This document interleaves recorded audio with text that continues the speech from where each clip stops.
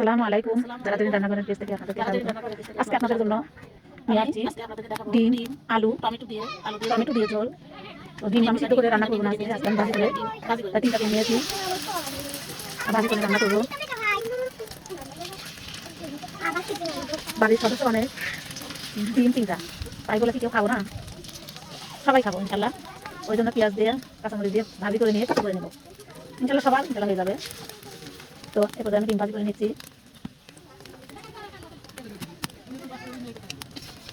ডিমটা ভাজি করে রান্না করলে মজা লাগে, অনেক মজা লাগে। সিদ্ধ করে এক ধরনের স্বাদ হয়, আবার ভাজি করে রান্না করলেও এক ধরনের স্বাদ হয়, যখন যে জাল রুটি যেমন তেমন খায়।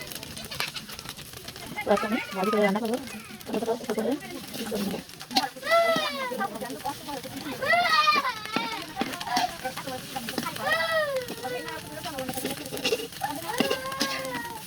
করে নিয়ে ভালো সময় রান্না করলে অনেক লেগে আরো।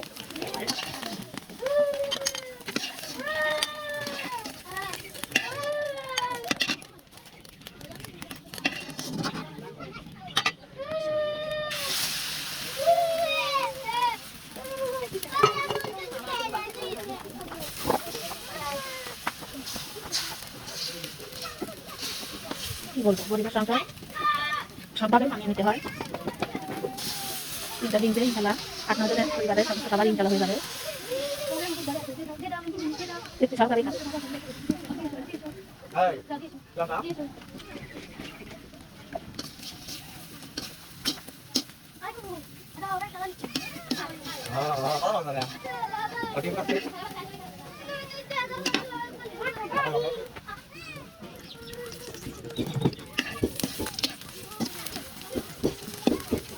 সুন্দরভাবে উঠে নিয়েছি, আবার কিছু করে দেবো।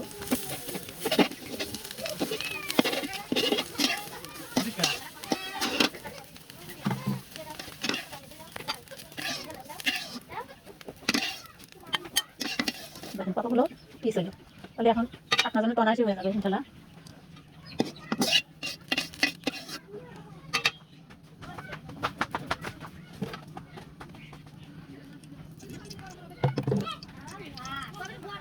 অনেক তেল দিয়ে এখন দিয়ে দেবো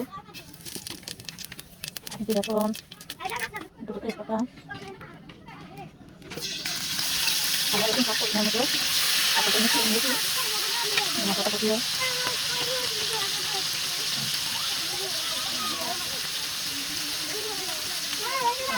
লবণ আপনাকে দিয়ে দেবো, হলুদ গুঁড়ো,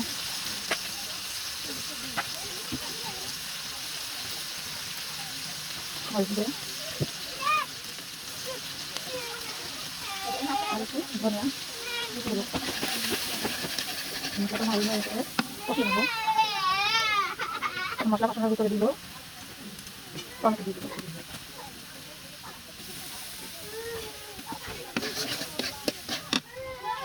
টমেটো মশলাটা কষিয়ে নেবো।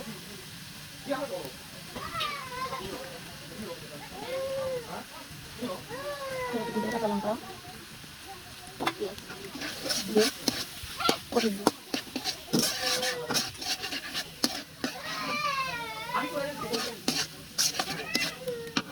ঠিক আছে, টমেটো তরকারি কথা নেই পানি।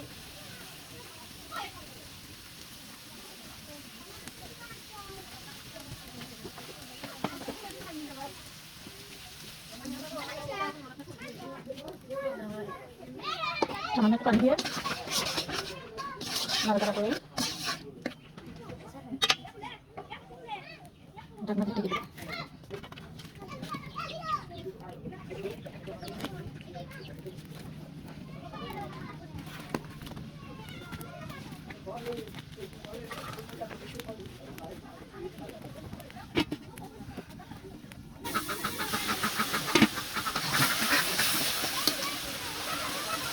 আমি কষানো মশলার ভিতরে টমেটোর ভিতরে দিয়ে দেবো আর এখানে সিদ্ধ করা কাঁচা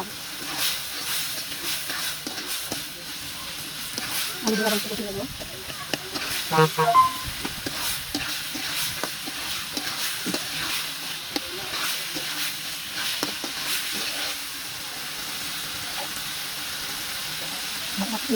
আলু টমেটোগুলো কষানো শেষ, দিয়ে দিব।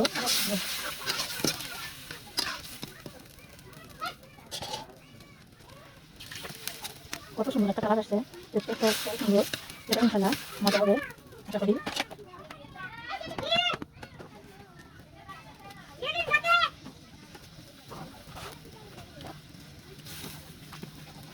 ডিমের পিসগুলো দিয়ে দেবো, দেখেন কতগুলো পিস হয়েছে। ডিমটা ভেজে রান্না করলে আসলে মজা হয়। আপনারা একবার করে ট্রাই করবেন, রান্না করে খাবেন।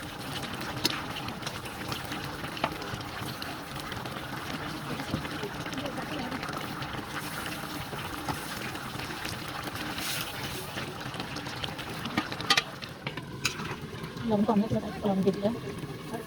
রান্না প্রায় শেষ।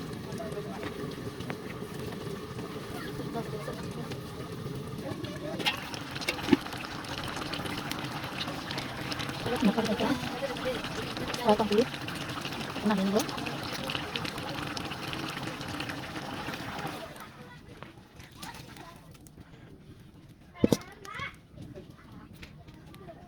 তো আজকে এ পর্যন্তই। আপনারা সবাই ভালো থাকবেন, সুস্থ থাকবেন। আল্লাহ হাফেজ। দেখেন কত সুন্দর তরকারিটা, বেশ যেমন দেখতে, গন্ধেই মনে হচ্ছে পুরো প্লেট ভাত শেষ।